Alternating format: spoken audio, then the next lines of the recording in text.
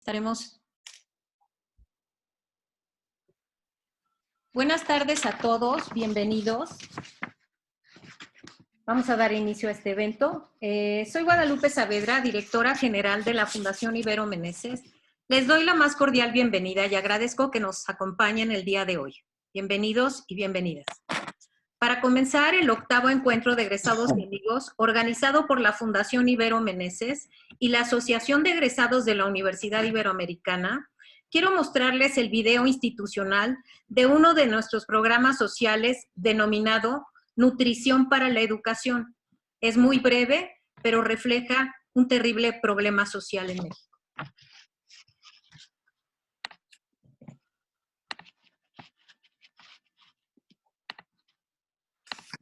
Estoy compartiendo.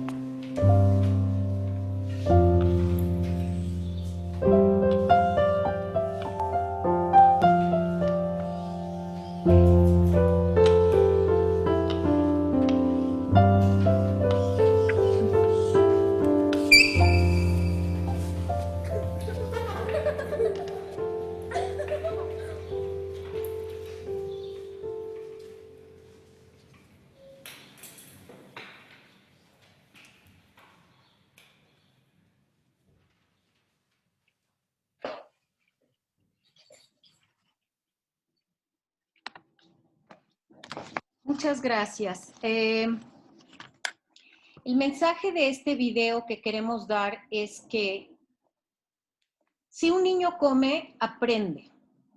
Y con 300 pesos mensuales le damos de comer a un niño todos los días. Esto equivale a 10 pesos diarios. 10 pesos diarios. Entonces, alimentamos diariamente a 1,600 niños. Sin embargo, después de la pandemia, tenemos a 1,200 niños en lista de espera para entrar al comedor. Imaginen que somos 100 personas y donamos 10 pesos diarios.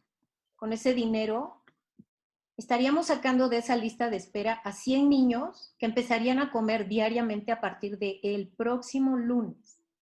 Entonces, nos estamos ocupando de la inseguridad alimentaria junto con otras instituciones aliadas. Pero necesitamos ayuda porque son tiempos muy duros, muy difíciles. Muchísimas gracias. Sin más preámbulos, cedo la palabra al licenciado Víctor Gavito y Marco, presidente de la Fundación Ibero Meneses, quien nos va a dar un mensaje. Adelante, Víctor. Amigas y amigos, me es muy grato darles a ustedes la más cordial bienvenida a nuestro octavo encuentro de egresados y amigos. En primer lugar, a nombre de Arturo Bañuelos y de Héctor Hugo Rojas. Arturo es el presidente saliente de nuestra asociación de egresados y Héctor Hugo es el entrante. Como ustedes saben, es la Asociación de Egresados quien ha estado promoviendo estos eventos en conjunto con la Fundación Ibero Meneses. Para nosotros, el día de hoy es especialmente relevante el que le hayamos solicitado a 3 amigas nuestras, muy queridas amigas nuestras, Amparo Espinosa, Marinieves Noriega, Yanora Ricalde, que nos hagan el favor de contestar una pregunta compleja. No es una pregunta sencilla, es una pregunta compleja. Pero ¿por qué se la hemos preguntado a ellas? ¿Por qué le hemos pedido? Porque conocemos su autenticidad en su pensamiento. Son personas de pensamiento propio. No andamos buscando una gran erudición ni en cifras, ni en lo que dijo un determinado autor. Lo que queremos oír es lo que ellas entienden de este tema, que cada vez es un tema más relevante.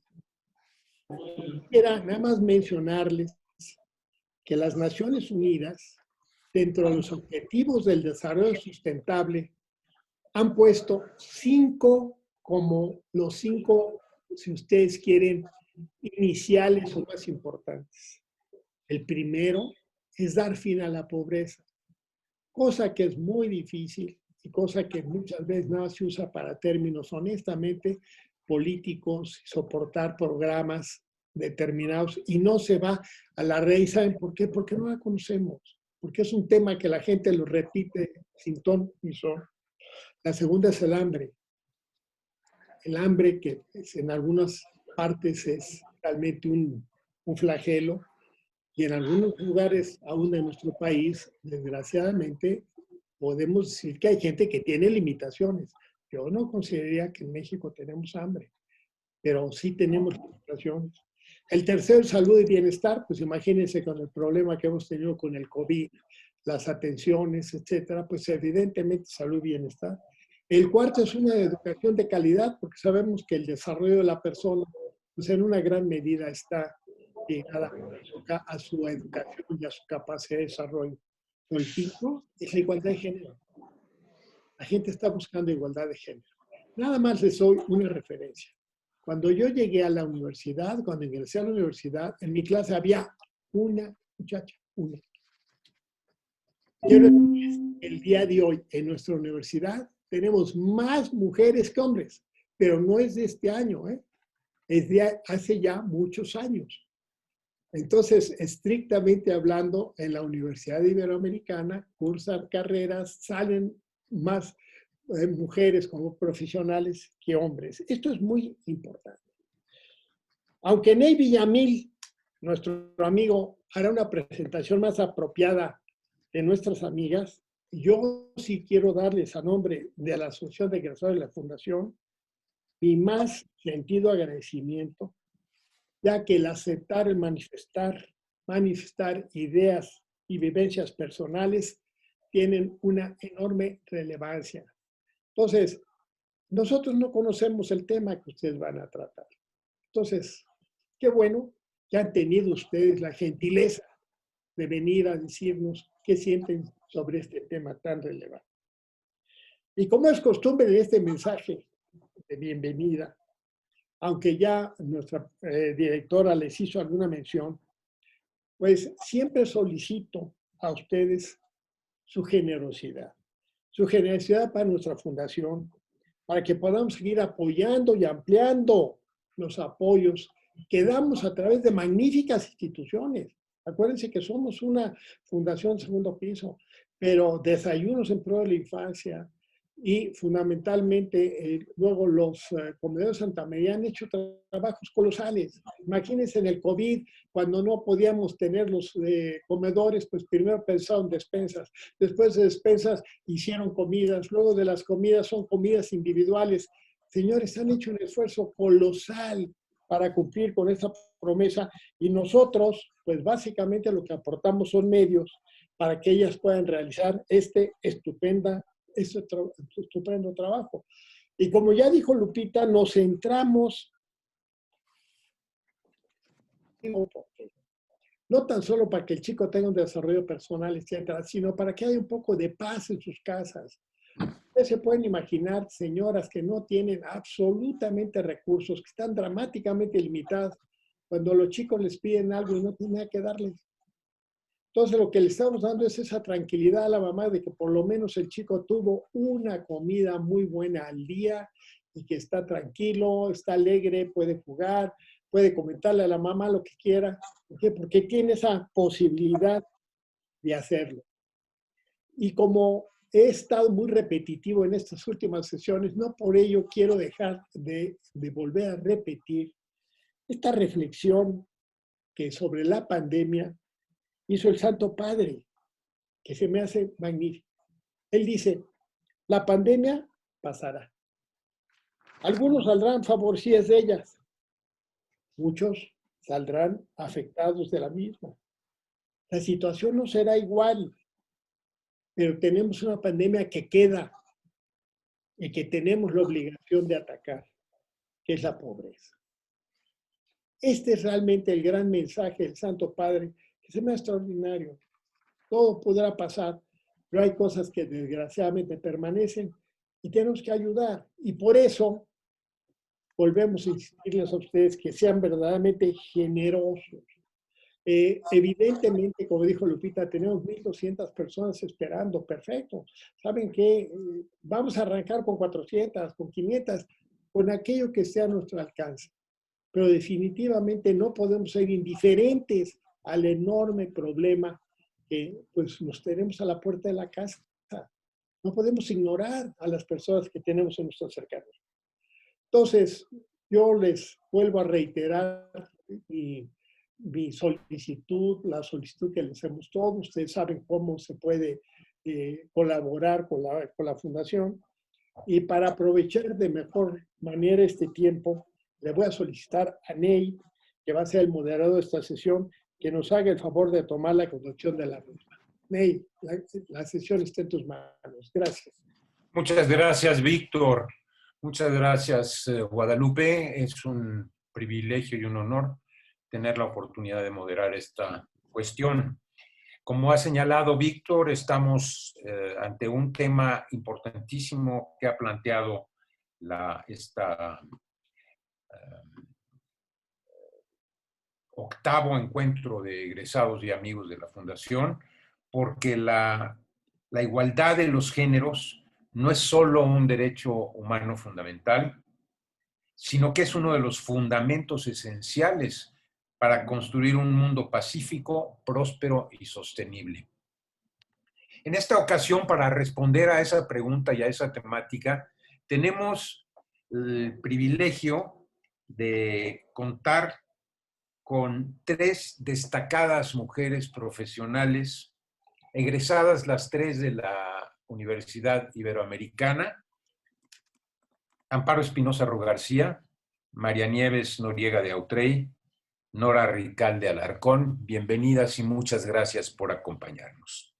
La dinámica será como sigue: cada una de ellas expondrá su tema y su visión de la problemática durante un periodo de alrededor de 10, 15, máximo 20 minutos. Y después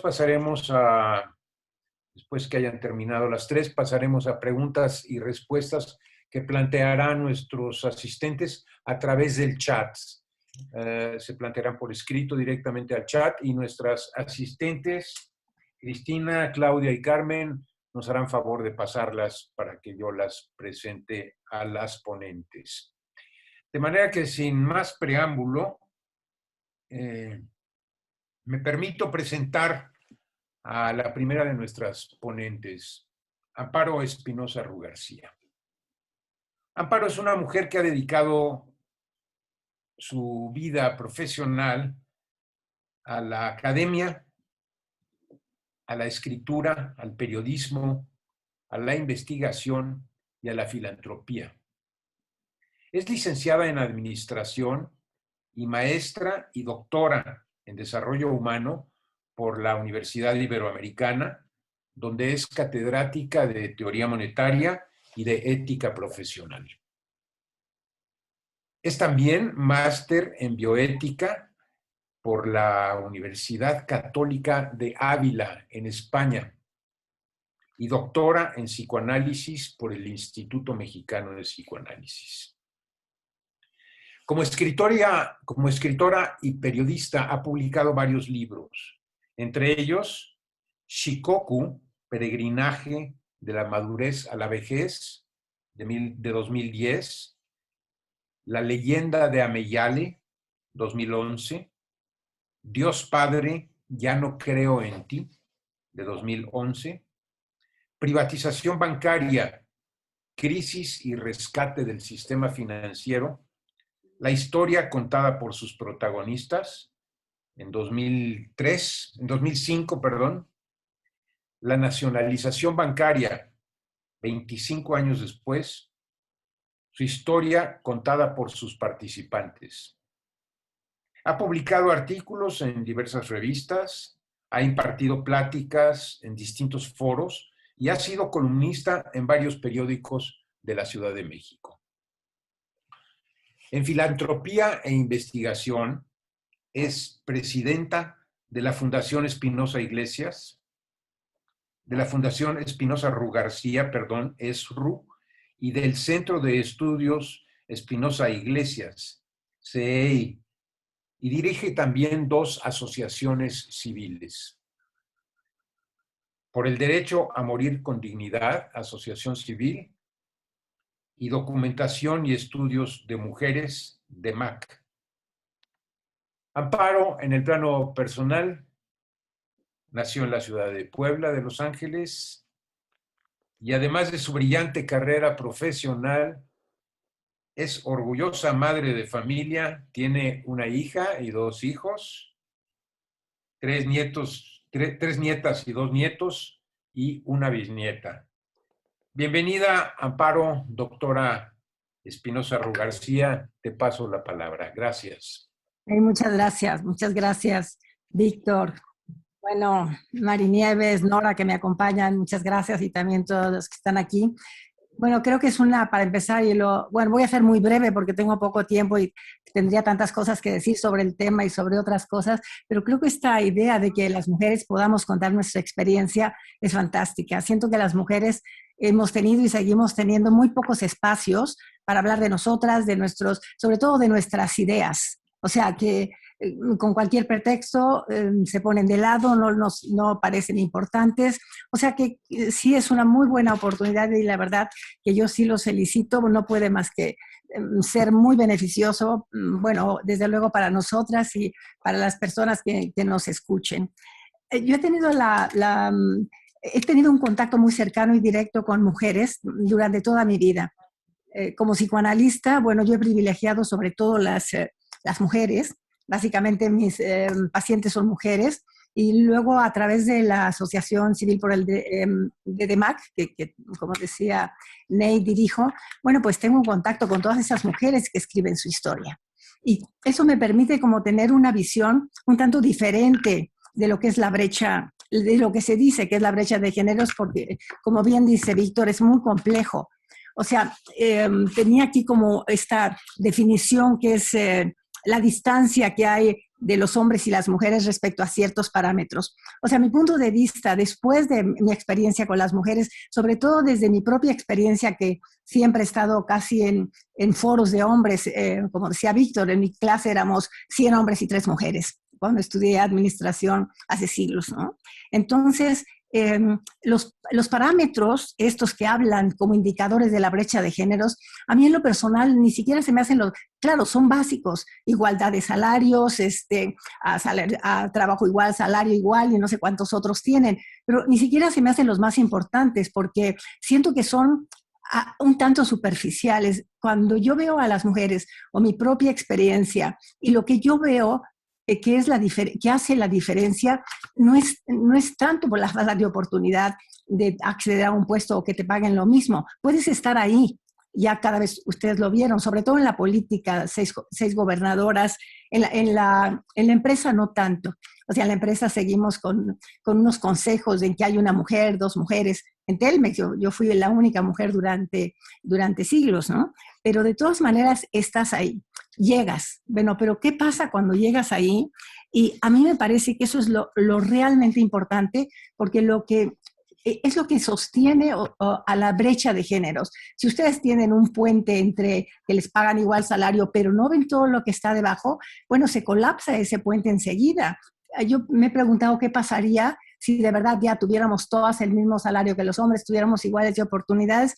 Hay una cosa que a mí me preocupa: ¿qué pasa con el resto? ¿Qué pasa con todo lo que hacíamos en la casa las mujeres? Y que cada vez lo veo más importante. ¿Quién va a dar todo esto valioso que nosotros hemos dado siempre? ¿Cómo van a estar las casas? ¿Cómo se van a organizar los hijos? Yo creo que debía de haber, por ejemplo, brechas también que los hombres tuvieran que llenar, de estas actitudes de cuidado, de cariño, de calidez, de amabilidad, de ternura que nosotras las mujeres damos. Pues así como los hombres nos tenemos que medir nosotras para tener los mismos calificativos académicos, que se midan ellos. ¿Qué tantos calificativos tienen de ternura, de amabilidad? Y que también sea algo para que las brechas de género realmente se se puede ir igualando, porque esta parte de salario igual, trabajo igual, bueno, desde luego que es indispensable, muy necesaria, pero me parece que hay otras cosas que no se mencionan y que para mí son, cada vez las veo más importantes. O sea, yo siempre admiré mucho a mi papá, que era un hombre brillantísimo, y lo sigo admirando muchísimo, pero hasta muy recientemente empecé a valorar lo de mi mamá. Y fue que cambié de carrera, empecé a estudiar otras cosas. Entonces, sí creo que la brecha de géneros sí existe, pero yo creo que tiene que tener otros parámetros, no solo esos, sino muy diferentes, para que realmente se aborde en la medida que debe ser abordada.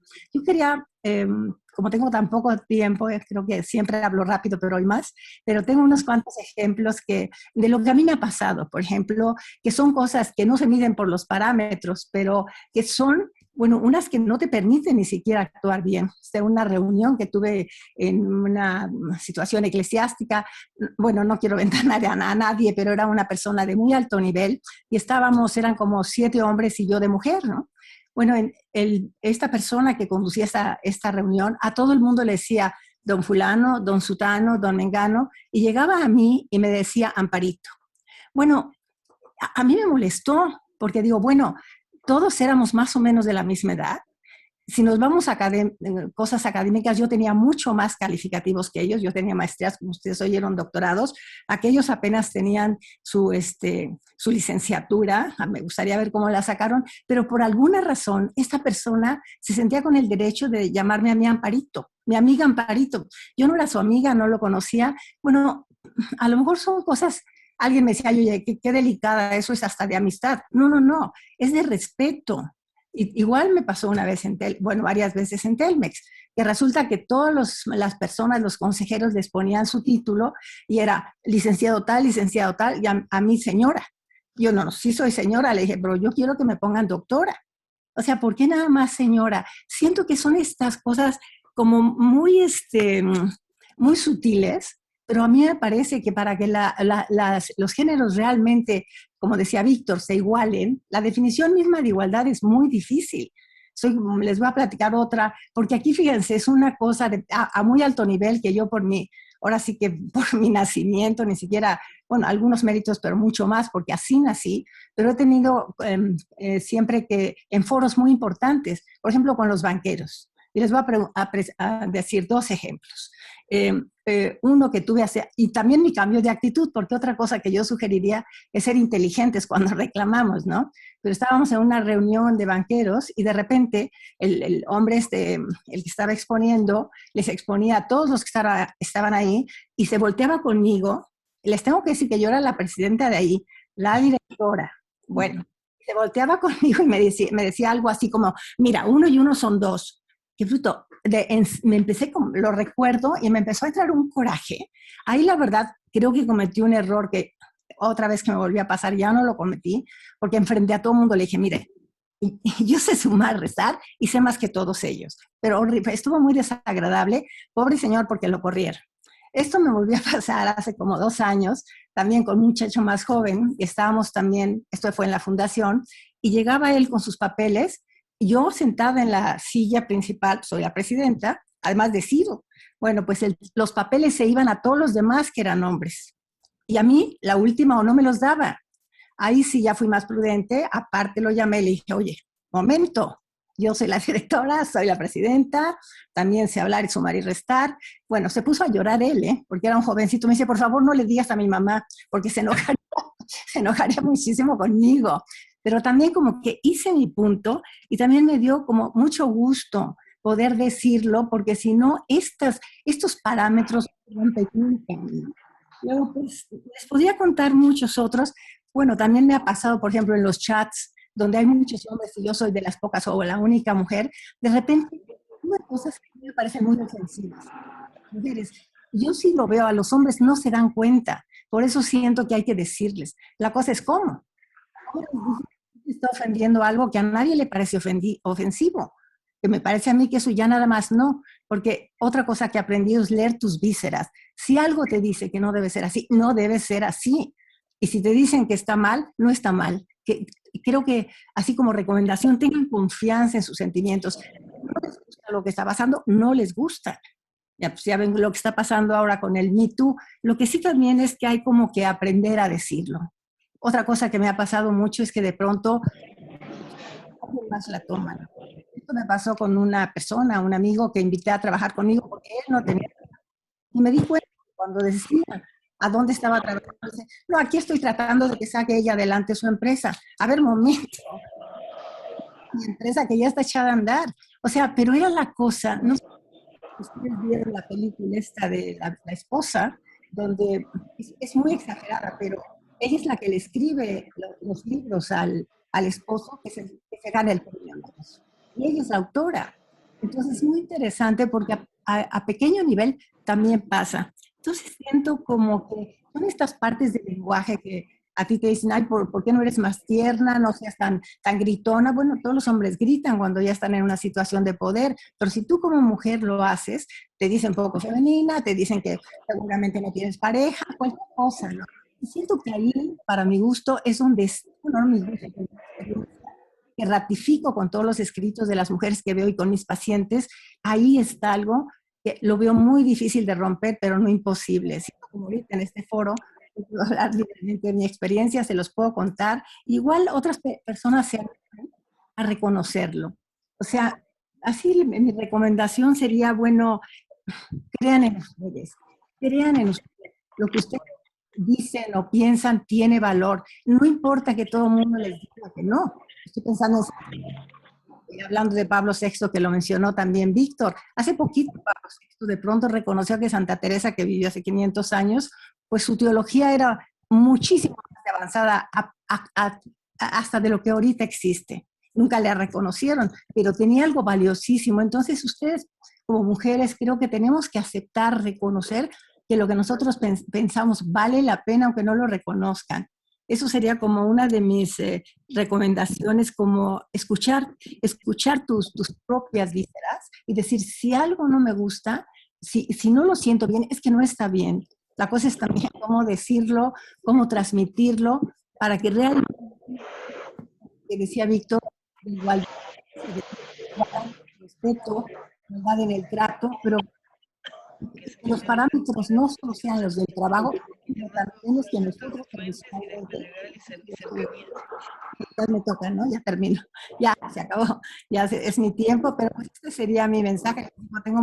Me da pasión hablar de esto, porque la verdad todavía lo cuento y me da rabia o me entusiasma y me gusta. Y sí me gustaría, bueno, que siguieran estos foros para poder hacer un cambio realmente de raíz. Muchas gracias.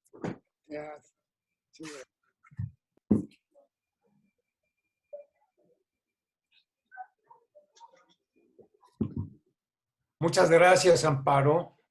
Muchas gracias por esta exposición. Sin duda dará lugar a muchos comentarios y preguntas. Es un tema muy interesante el que has tocado, el trato personal a través del lenguaje. Vamos a proceder, si les parece bien, a nuestra segunda exponente, a María Nieves Noriega de Autrey, a quien me permito presentar. Ella es historiadora, empresaria, editora de revistas muy conocidas, revistas culturales, es ambientalista y también es política. Desde hace 28 años dirige la empresa editorial Raíces. Ha sido directora editorial de las revistas Arqueología Mexicana, Paula y Relatos e Historias de México, dirigidas al gran público con la misión de dar a conocer, valorar y conservar el patrimonio cultural de México.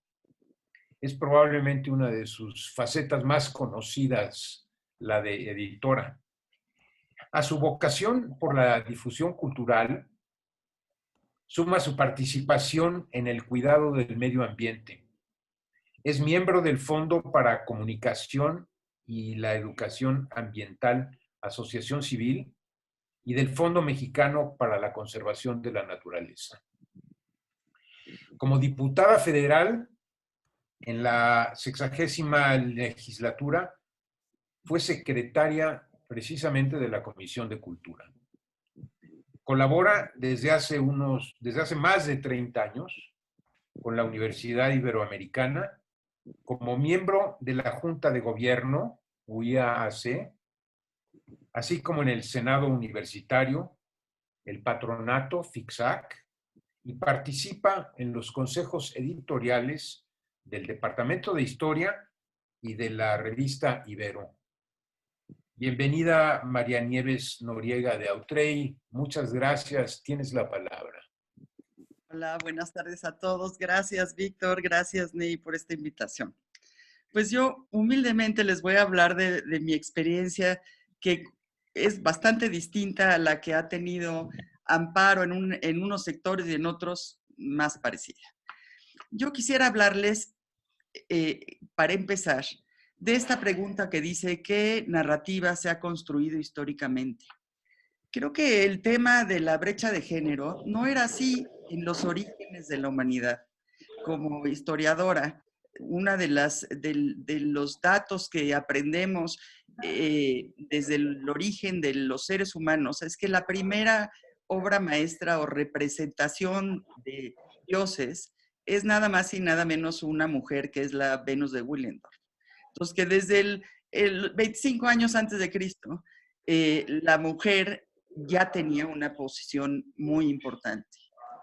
Después, pues si seguimos en las culturas prehispánicas, que pues es un tema que me es un poco más familiar, vemos cómo los primeros dioses creadores pues siempre fueron una pareja, que fueron los que crearon al hombre en los inicios y después evolucionaron a un politeísmo, pero en donde tenían más peso o tanto peso las mujeres como los hombres. En nuestra cultura, pues tenemos estas grandes diosas con poder que son la Coatlicue, la diosa madre de todos los dioses, diosa de la muerte, de la tierra, de la fertilidad, la Tlaltecutli, la diosa devoradora de la tierra, que comía los cuerpos de los seres humanos para parirlos después a su destino final. O las iguateteos, que eran estas mujeres muertas de parto y que se convertían en diosas después del parto y acompañaban al resto de los dioses. Los casos de muerte, si vemos cuáles eran los más valorados y los que estaban pegados a los dioses, eran los guerreros muertos en la guerra y las mujeres muertas en parto. O sea, en estas civilizaciones antiguas, la mujer tenía un peso mucho más fuerte del que tenemos hoy. Esto es lo que consideramos que es el paraguas de nuestras creencias, que se llaman creencias, se llaman religiones, y que hoy ya en los términos contemporáneos se llaman cosmovisiones. Entonces, ¿qué cambió? ¿Dónde estuvo el cambio? Viene después las cosmovisiones o las religiones grecorromanas o las creencias grecorromanas, y también tenemos, el primer dios es Eros, el primero que aparece, dios del amor, y ese dios del amor engendra a los dioses creadores que son Gea, la diosa de la tierra, y Urano, dios del cielo. O sea, estos dioses más primitivos siguen siendo hombre y mujer, hombre y mujer. Claro, en la tradición grecolatina, después de estas dos generaciones de dioses, nace el sexto hijo de Cronos, que es Zeus, y ya empieza un poco a ser el reflejo del concepto de los hombres, y Zeus pues ya fue el que creó con mujeres y con diosas a todos los que le ayudaron a crear el universo. Entonces, después sigue nuestra tradición más cercana, que es la judeocristiana, y ahí nos aparece el Dios creador único, y el Dios único con tres personas, que son Padre, Hijo y el Espíritu. Entonces, creo que esto pesa sobre nosotros y pesa sobre el concepto de la mujer, aunque no lo hablemos, pero está en la trama de nuestra cosmovisión contemporánea, y esto es una de las reflexiones que necesitamos empezar a tener, aunque parezca muy escandaloso, pero mientras las cosmovisiones sigan con ese peso sobre los hombres, nuestras cosmovisiones basadas en la tradición grecorromana y judeocristiana, pues la mujer va a estar no considerada como se consideraba en los inicios. El siguiente paso que quiero platicarles como experiencia personal fueron todos esos años que fui directora de la revista Paula, en donde ahí conocí más de cerca a Amparo con la labor de la escritura de las mujeres en la cárcel. Y esta revista ya fue hace 25 años y teníamos muchos temas variados en donde ya luchábamos por aprender a decir no, por la democracia que se educa, por cómo administrar tu dinero, cómo las mujeres actuaban desde el poder, la bulimia y el cuerpo, estas imposiciones sobre la delgadez y la belleza sobre las mujeres que habría que liberarse, el ahorro personal, el embarazo adolescente, el matrimonio de segunda vuelta, las mujeres como consortes, los derechos de las mujeres. Y así todos estos temas que empezábamos a poner en la mesa ya dentro del imaginario colectivo de esta generación, que es un poquito más chica que la de Amparo, pero que se pretendía que ya podíamos ser mujeres profesionistas, esposas y mamás. Y yo siento que en mi generación, la verdad, está agotada, porque queríamos representar todos esos roles simultáneos. ¿Y cuál fue la conclusión de mi generación? Un poco las que tratamos de cumplir con estos roles. Fue, por un lado, la culpa de decir, he estado dejando un poco las labores del hogar, las labores de los hijos, y el agotamiento porque teníamos la vela con la mecha por los dos lados prendida. Entonces, creo que esto también ha marcado a la siguiente generación que ya tampoco quiere seguir con estos roles en donde por un lado se nos exigía y se nos exige mucho, pero por otro lado el mundo, como dijo Amparo, no ha cambiado en la cotidianidad. En esa vida cotidiana, la mujer sigue teniendo un peso de trabajo dentro del hogar y dentro del sustento, del equilibrio dentro de la vida personal y de familia, que es muy agotador. Y que hay una cosa que creo que es muy importante considerar hoy. No solo es, como decía Amparo, el tener un sueldo equitativo al de los hombres. No solo es tener un horario de trabajo más real con la realidad de la mujer, sino es valorar todo ese trabajo que se hace en la casa, todo ese trabajo con los hijos, con los ancianos y sobre todo ese trabajo mental, que ahí no se dan cuenta los hombres de la carga mental que tenemos para balancear que todo funcione, ¿no? Toda esa planeación en nuestra vida cotidiana que implica un trabajo pues mucho mayor del que se ve aparentemente.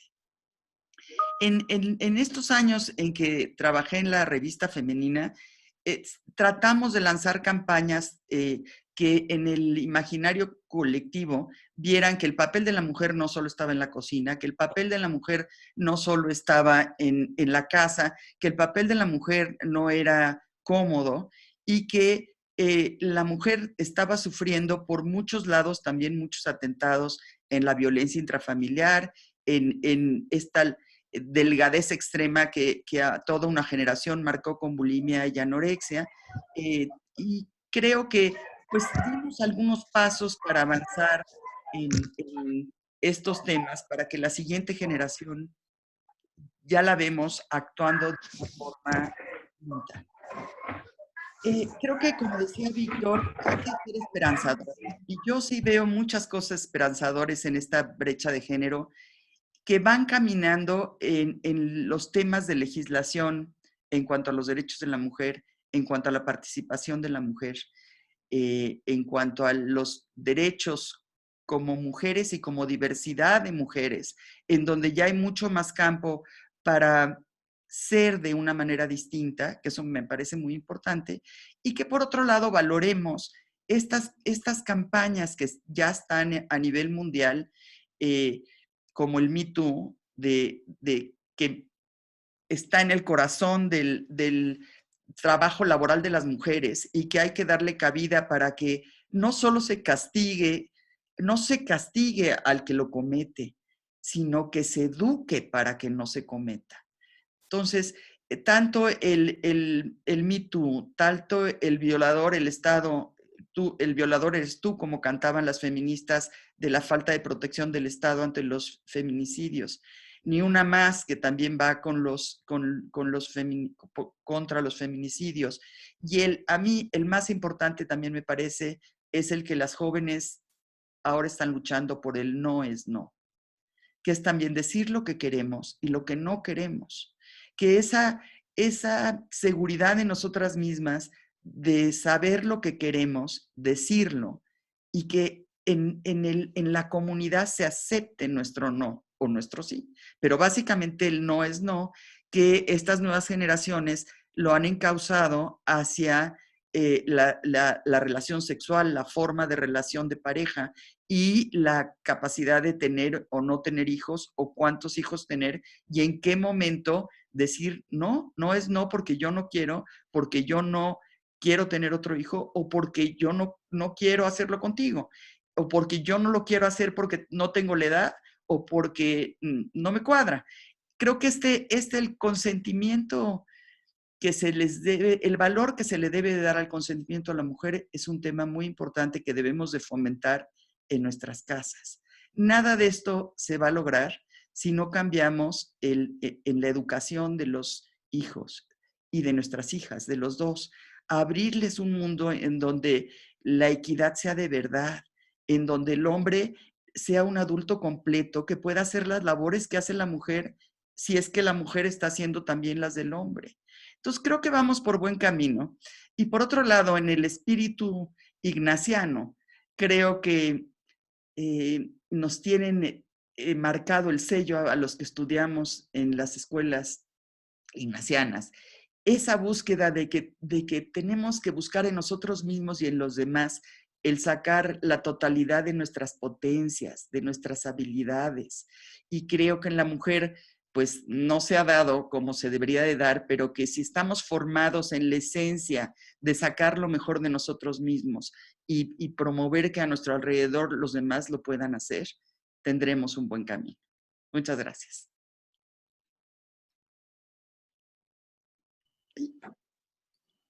Se nos fue Ney. Aquí estoy. Aquí estoy. Muchas gracias, María Nieves. Muchas gracias por tu exposición. Creo que has apuntado a temas que cada vez cobran más conciencia, una conciencia más amplia entre el público en general. Y pues desde luego no cabe duda que las tres, ustedes en sus labores de divulgación, han fomentado esta conciencia hacia la igualdad de los géneros.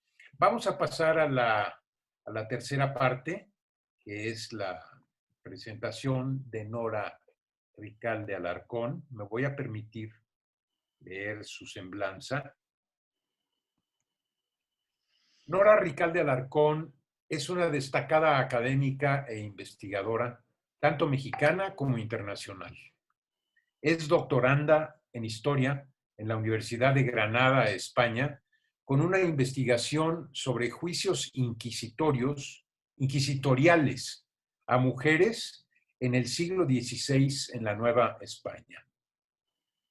Nora es maestra en Humanidades y en Historia de Arte Universal por la Universidad Anáhuac, con especialidad en Historia de México.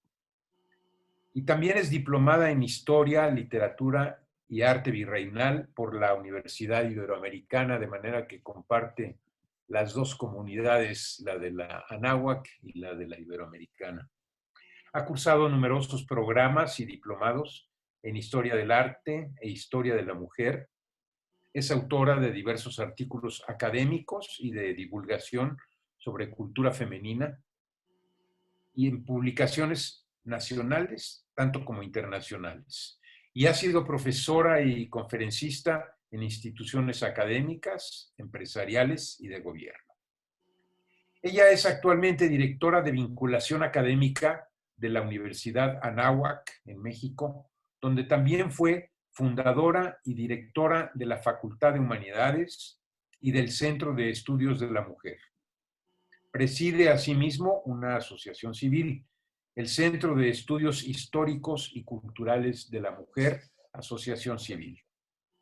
Nora es académica de número de la Real Academia Hispanoamericana de Ciencias, Artes y Letras, correspondiente a la de Cádiz, España, y miembro del Comité de Historia de la Red de Investigadores del Instituto Panamericano de Geografía e Historia de la Organización de Estados Americanos.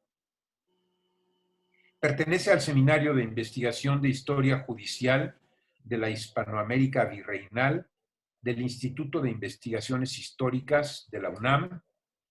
Participa en el Seminario de Investigación de la Historia de la Vida Conventual Femenina Novohispana del Centro de Estudios de Historia de México, CARSO, y en el Seminario de Investigación de Conventos y Beateríos de Monjas, Arquitectura, Arte, Historia Material y Vida Cotidiana del Virreinato a la Postmodernidad de la Secretaría de Cultura del Instituto Nacional de Antropología e Historia.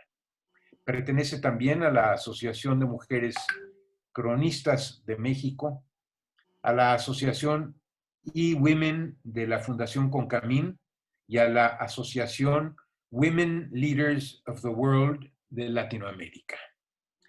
Sin más por ahora, le doy la bienvenida. Muchas gracias, Nora Ricalde Alarcón. Te cedo la palabra. Muchas gracias, Ney. Muchas gracias a la Fundación Ibero Meneses por la invitación a este importante evento. Es un honor estar con ustedes esta tarde y participar junto con Amparo y Marinieves en este importante evento. Saludo también a quienes nos están acompañando en esta transmisión, todos estos asistentes interesados en este tema. Mi vida es una vida académica, como pudieron escuchar. Me he dedicado principalmente a rescatar la historia de la mujer. Me apasiona rescatar esta historia y la identidad femenina. Y quiero compartir con ustedes lo que me he encontrado en estos años de investigación y de docencia. Me he encontrado que una de las brechas entre hombres y mujeres más importantes que existe es la brecha de la historia. Coincido con lo que exponía Marinieves acerca de la historia de la mujer y con esta brecha de la historia me refiero a que la mujer ha sido prácticamente invisible históricamente en México hasta épocas recientes. La causa de esto me parece que es un error de perspectiva y de enfoque. Mi experiencia me ha mostrado que la historia de la mujer mexicana se ha caracterizado por grandes áreas que han sido inexploradas y que parecen ser un poco obscuras. Salvo por contadas excepciones, pareciera que la historia de México no considera de importancia las aportaciones femeninas y que no ha contemplado su impacto en la edificación y consolidación de la nación mexicana.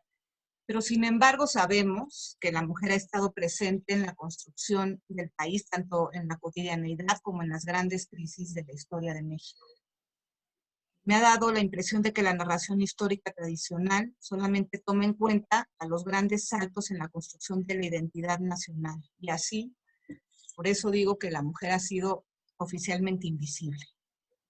Los nombres de las mujeres destacadas en la historia de México son muy pocos reconocidos, muy pocos conocidos, prácticamente inexistentes, los de la época prehispánica.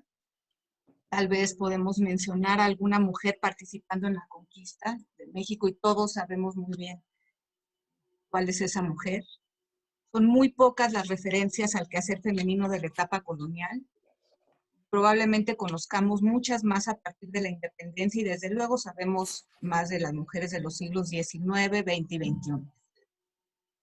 ¿Significa esto que la mujer no tuvo participación alguna en la fundación, construcción y desarrollo de las diferentes épocas de nuestra cultura y nuestra historia? ¿Quiénes fueron Malinalxóchitl, Cimalma, Quetzalmoyahuatzin, Pilancueytl o Atotostli II? Sabemos que los prehispánicos concebían las tareas femeninas como de igual importancia que las tareas masculinas para la conservación del cosmos, ya lo señalaba Marinieves. Que eran tan guerreras las mujeres en el parto como los hombres en el campo de batalla. Sabemos que hubo mujeres que anunciaron a Moctezuma la caída de México Tenochtitlán. ¿Qué hicieron durante la conquista Yapotzin o doña Isabel de Moctezuma? ¿Qué importancia tuvieron en los primeros años de la colonia doña Isabel Cano Moctezuma, Sor Francisca de la Anunciación o Sor Elena de la Cruz? Sabemos que de 350 encomiendas estas instituciones tan importantes desde el punto de vista económico para la consolidación y la formación de la colonia, de 350 encomiendas en el siglo XVI, imagínense este número, 202 pertenecieron a mujeres, más del 50%. Mujeres que eran responsables de mantener a su coste armas y caballos, es decir, una reserva armada, para consolidar el dominio militar español. Peleó doña María de Peralta, viuda de Ortuño de Ibarra, con este nombre tan aristocrático, en contra del Tribunal de la Inquisición para defender su honra y su fortuna. ¿Quiénes fueron en los siglos del virreinato doña Gertrudis de la Peña, doña María Hurtado de Mendoza, María de Jesús Tomelín del Campo, Sor María Magdalena Lorrabaquio Muñoz o María Ana Águeda de San Ignacio? Fueron las mujeres quienes desarrollaron la intelectualidad mística novohispana. Y en la independencia fueron doña Josefa Ortiz de Domínguez, la Güera Rodríguez o Leona Vicario, las únicas mujeres que participaron en esta guerra. ¿Cuál fue realmente su participación? Doña Josefa realmente solamente dio 3 taconazos en un piso. Esa fue su participación. Por eso la nombran cada grito de la independencia de nuestro país, por dar 3 taconazos en un piso. Hubo mujeres que de su propia fortuna formaron y mantuvieron batallones enteros al servicio de la causa independentista, y en la Revolución fueron las coronelas y las adelitas únicamente personajes de corridos y leyendas. En el siglo XX, ¿cómo construyeron mujeres como Antonieta Rivas Mercado, Dolores Olmedo, Carolina Inés Amor, María Izquierdo, Frida Kahlo o Nahui Olin la identidad cultural del México postrevolucionario? Muchas preguntas sin respuestas fáciles. Muchos nombres de mujeres que ha ignorado nuestra historia. Pero no solamente nombres y apellidos importan. Yo creo que es muy importante reconocer la gran aportación de la mujer a la civilización desde el ámbito de la intimidad. Esto no implica una relevancia menor en sus aportaciones, sino la necesidad de valorar y entender lo que la construcción de una sociedad significa realmente. En años recientes hay nuevas corrientes históricas, bueno, recientes me refiero al siglo pasado. Las que nacimos en el siglo pasado, pues creemos que seguimos viviendo en él, pero en años recientes tanto la historia de la cultura como la historia de las mentalidades han valorado más los aspectos personales o humanos que los grandes sucesos, las grandes batallas o la vida política y económica de las naciones. La historia se ha empezado a estudiar no solo desde la perspectiva de relatar una secuencia de magnos episodios o de eventos importantes o aportaciones de grandes personajes, sino desde la cotidianeidad de personas comunes y las consecuencias que estas pequeñas acciones que hacen estas personas desde su vida cotidiana tienen en los grandes sucesos y en la construcción de las grandes civilizaciones. Desde una orientación antropológica, la historia puede ver así los sucesos desde el punto de vista del hombre que los vive. Entonces se convierte la historia en un suceso humanista, personalista, que va a centrar en el individuo la explicación de los fenómenos históricos. Cuando movemos la perspectiva de estudio hacia la persona, nos vamos a encontrar con las mujeres, quienes hasta época reciente solamente podían construir la vida y los sucesos desde la intimidad, y también pues, participando en estas grandes crisis de la historia de México. Lo cotidiano, con lo cotidiano me refiero a todo lo que una persona puede hacer en su vida privada, el comportamiento, las creencias, el pensamiento, los valores, y esto, como ya mencioné, tiene consecuencias.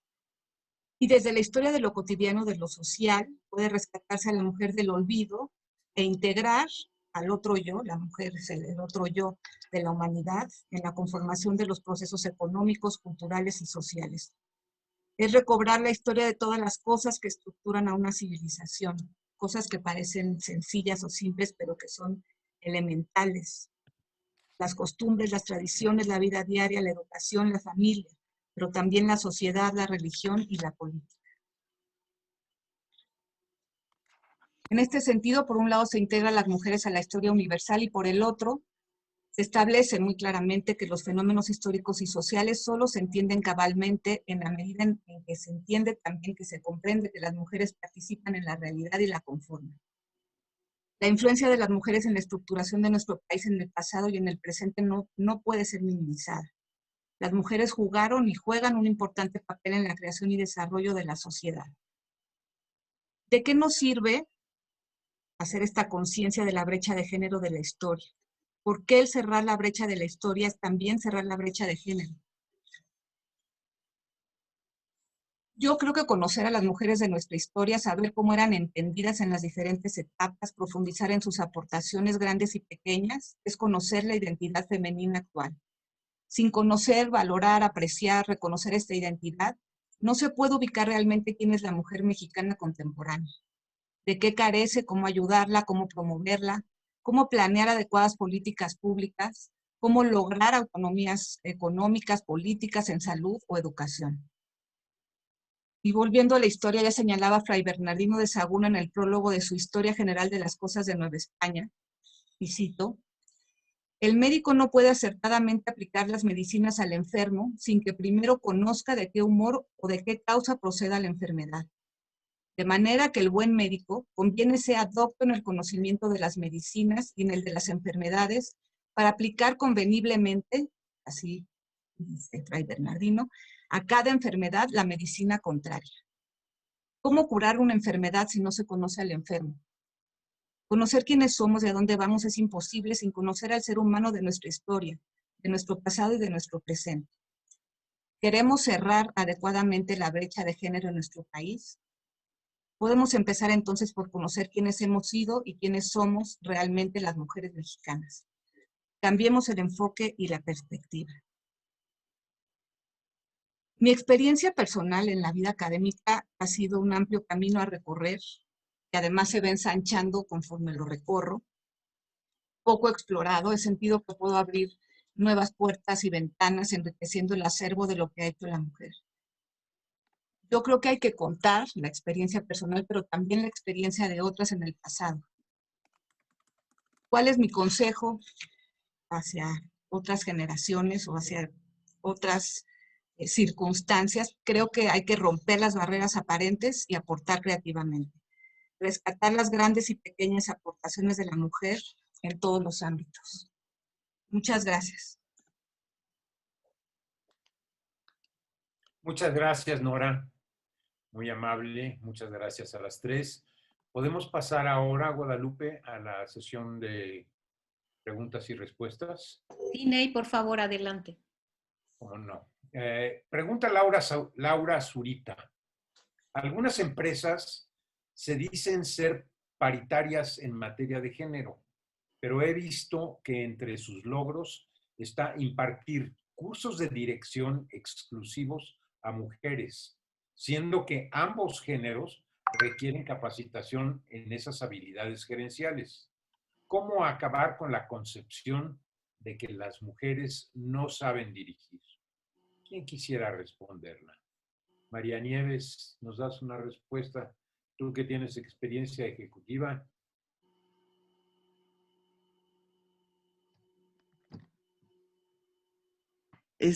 Bueno, yo creo que cada vez que separamos entre hombres y mujeres para este tipo de capacitaciones, pues me parece medio fatal, ¿no? Que las empresas deberían de abrirlo a todos, ¿no? Hay veces que las categorías, cuando categorizamos y dividimos, estamos encasillando. Por eso hay muchos historiadores que no les gusta hacer estos cajones en donde metes hombre, mujer, joven, viejo. Cada vez que categorizamos o que dividimos, implica hasta cierto punto un proceso de, un efecto de discriminación. Entonces, creo que tendríamos un mundo mucho mejor si estamos hablando pues un poco para todos, que no se divida en ningún sentido, ¿no? No sé si la respondí, pero no debería decir, ¿cómo que la capacitación solo para mujeres? Pues no, para todos, ¿no? Clarísima tu respuesta, María Nieves. Muchas gracias. Hay otra pregunta que se la dirijo a Amparo Espinosa. Pregunta Tulio. Una pregunta a la doctora Amparo. ¿Cómo aplicarías esos nuevos parámetros en las empresas en las que participan? ¿Cómo se aplican esos parámetros de igualdad o de disminución de brecha de género en las empresas en que participan hombres y mujeres? ¿Cuál es el modo práctico? Amparo. El audio, Necesitas por favor. abrir tú. Ya. Está así. No sé, fíjate que es muy complicado, es muy complicado. Estaba pensando, mira, y no tiene que ver directamente con eso, pero ahí en el centro de estudios, en el CEI, estamos diseñando como algunas, ¿cómo te diría? Algunas guías para que en las empresas se dé más este tipo de actitud, además de la paridad, ¿no? O sea, como que tengan otros parámetros, otra manera de medirlo, pues estamos trabajando en eso porque la verdad que no es muy fácil. Y mira, me voy a montar en la pregunta anterior y entiendo lo que responde María Nieves y quizá en el plano de la capacitación estaría de acuerdo, pero nosotros tenemos ahí en DEMAC y en otras organizaciones reuniones de estas como de grupos para hablar de tus cosas y demás. Y siempre tenemos ese problema. ¿Los hacemos mixtos o no? Y la verdad es que las mujeres muchas veces dicen es que si los hacen mixtos, yo hay cosas que ya no voy a decir, porque no me voy a atrever. O sea, porque tienen temas muy íntimos que no se atreverían a decirlos. Y yo en principio estoy de acuerdo, María Nieves, pero vemos que en la práctica lo tenemos como muy difícil, porque sí es verdad que no van a hablar lo mismo.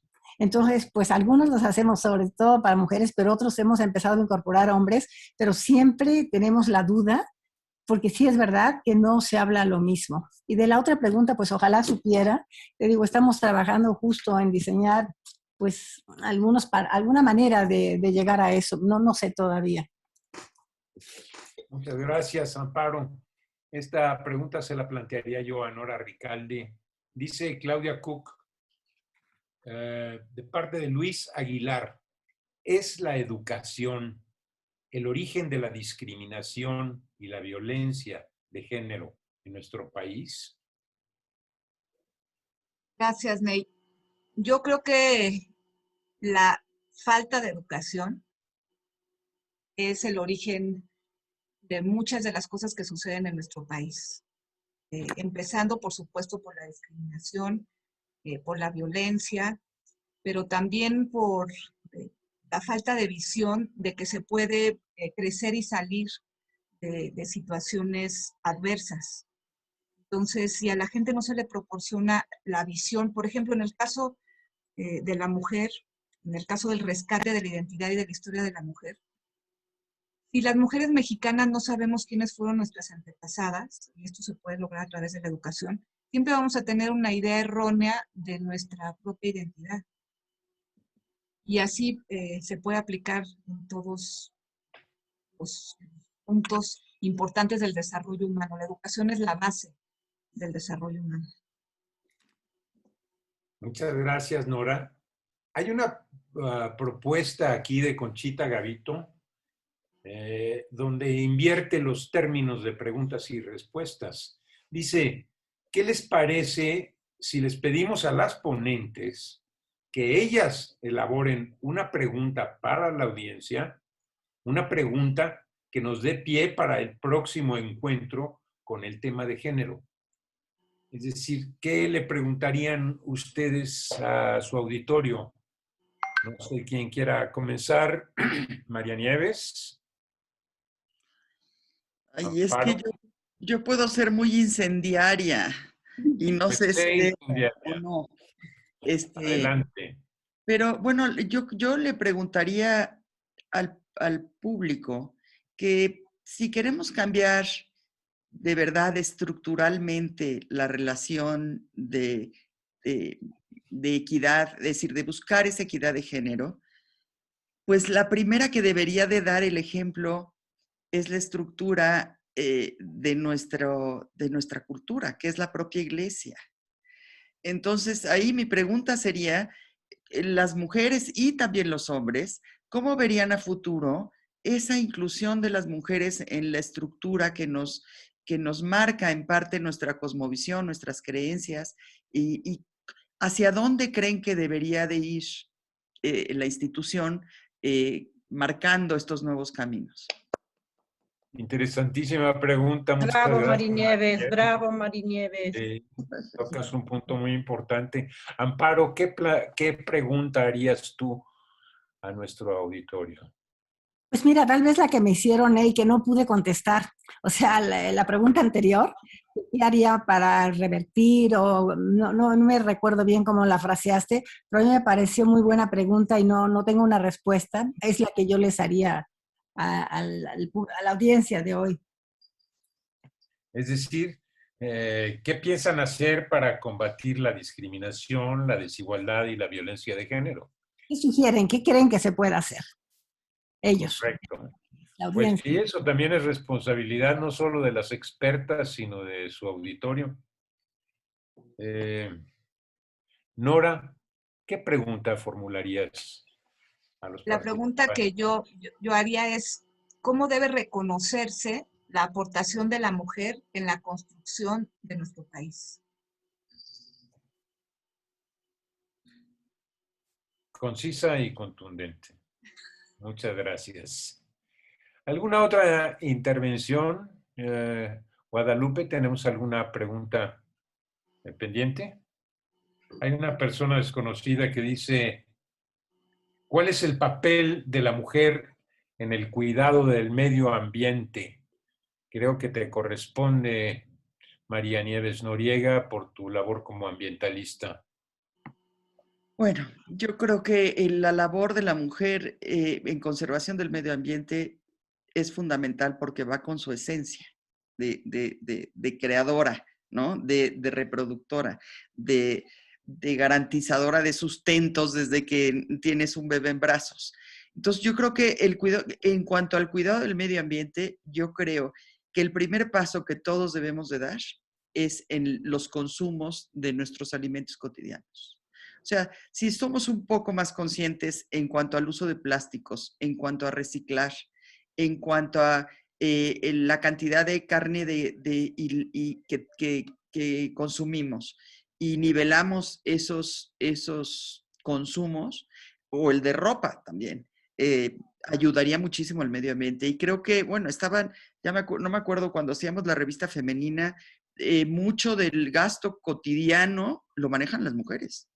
O sea, entonces, ¿cómo mejoramos el medio ambiente? Siendo conscientes como mujeres en qué gastamos y cuál es esa huella que va dejando en la ecología.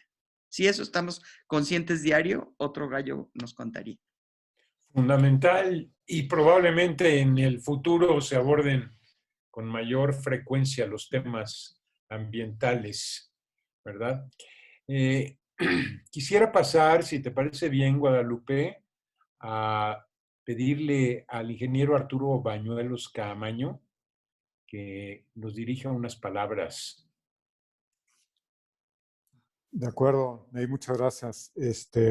Permíteme, ¿sí? Arturo, una breve presentación. No, hombre. Arturo Bañuelos es expresidente de la Asociación de Egresados de la Universidad Iberoamericana, es miembro del Comité de Asesores, del Comité de Comunicación y Eventos de la Fundación Ibero Meneses y precursor de estos encuentros junto con Tulio Vázquez López. Muchas gracias por dirigirnos la palabra. Arturo, bienvenido. Muy rápidamente, agradecerle sobre todo a Amparo Espinosa, a Marinieves Noriega y a Nora Recalde por su tiempo. Yo, ¿qué me queda decirles? Yo, en mi casa, la brecha de género ya se cerró totalmente. Tuve la gran fortuna de ser padre de cuatro hijas millennials, una centennial, que ya traen el chip total, ahorita que hablaba Marinieves de la sustentabilidad, ya lo traen totalmente integrado, traen el chip de que son iguales o mejores, eso me queda clarísimo. Yo soy de un matriarcado, o sea, mi madre tomó la decisión de separarse de mi padre cuando teníamos nosotros 10, 12 años en los 70s, y tomó las riendas de la familia y nos hizo pues, una familia muégano, ¿no? Entonces eso, desde ahí partió mi gran pues, admiración por las mujeres. En lo que yo trabajo, me dedico a la construcción. Me da mucho orgullo que el 42% de un equipo de 300 personas sean mujeres. Y yo siempre he dicho que son súper más concentradas, súper más estructuradas, más enfocadas, etcétera, ¿no? Entonces, para mí esa brecha de género se cerró y yo creo que la están superando. Entonces, realmente les agradezco muchísimo el tiempo que le han dedicado a esto, a exponerlo y a dar sus puntos de vista. Me queda solo invitar a los más de 100 personas que están atendiendo esta gran conferencia a que nos apoyen, a que apoyen a la Fundación Ibero Meneses. Nos hace falta muchos ingresos. Javier Salas me ha insistido mucho en este sentido y por eso lo estoy haciendo énfasis. Necesitamos hacer ese papel y seguir dando de comer a muchos niños y niñas en la educación de México. En verdad, muchas gracias por el tiempo y dejo la palabra otra vez contigo. Muchas gracias, Arturo. No me queda sino pasarle la palabra a don Víctor Gavito, el presidente de la Fundación, para sus comentarios finales y posteriormente pedirle a Guadalupe que que haga el cierre y los avisos correspondientes. Víctor, si nos haces favor de dirigirnos algunas conclusiones. Bueno, yo fundamentalmente lo que quiero es reiterarles mi agradecimiento tanto a Amparo, a Marinieves y a Nora, pues por esta franqueza con la cual se han dirigido a este auditorio. Creo que la pregunta que hizo Conchita, que ustedes la voltean, la vamos a usar para un siguiente foro, porque hemos pensado que es muy importante que mujeres de otras edades puedan participar y nos den sus puntos de vista. Creo que las cosas vienen cambiando muy rápidamente y por eso estamos totalmente abiertos a todo esto.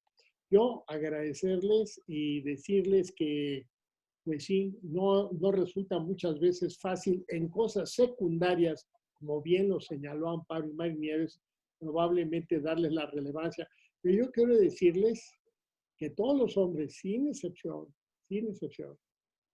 queremos inmensamente a nuestras madres, sabemos que nacimos de ellas y que hay muchas veces que ese punto no se toma en cuenta, pero simple y sencillamente nosotros somos producto realmente de nuestras madres. Y algunos, como mi caso particular, mi madre tuvo un parto difícil, que estuvo a punto de perder la vida. Así que comprenderán ustedes que lo aprecio todavía de mejor manera. Muchísimas gracias a todos. Y Ney, tenemos una mano levantada desde Boston. No. Que es Paco. Si le quieres dar la palabra, por favor, Lupita. Está Paco Rubiales solicitando la palabra. Sí, a ver si tiene el micrófono abierto. Clau, por favor que nos dé su comentario, por favor.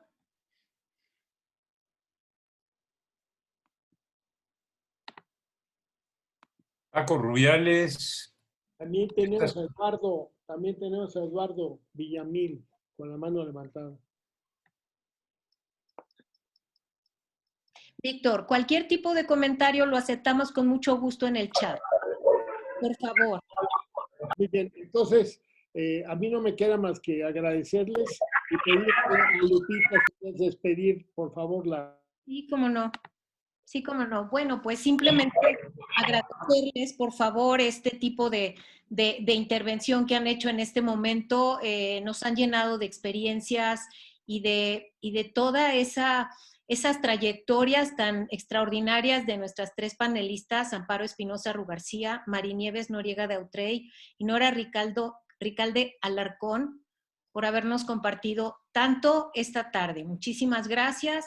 Quiero agradecer la presencia del licenciado Valentín Díez Morodo, miembro de la Fundación que nos acompaña, obviamente del licenciado Héctor Hugo Rojas Hormigo, actual presidente de la Asociación de Egresados, que está integrándose a la Fundación. Muchas gracias por su presencia.